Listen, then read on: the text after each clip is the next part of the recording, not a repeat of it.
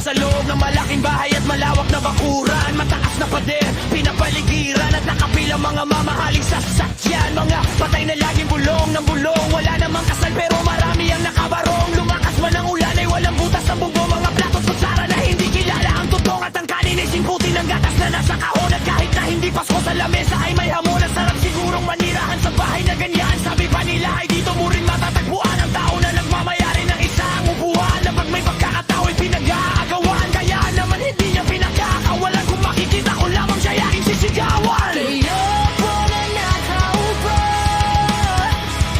subukan niyo naman tumayo. At baka matanaw at papamatanaw ninyo ang tunay na kalagayan ko.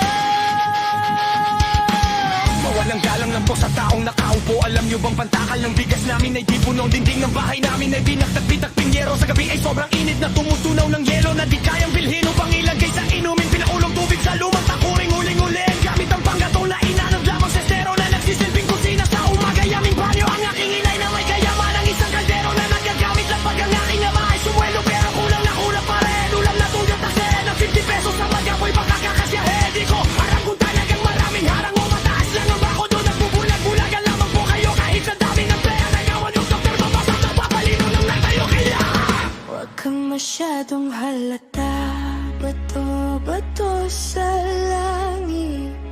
Ang mata mo ay huwag magalit. Oh, bato-bato sa langit. Ang matamaan ay huwag masyadong halata. Huwag kang masyadong halata. Huwag kang masyadong halata. Huwag kang masyadong halata.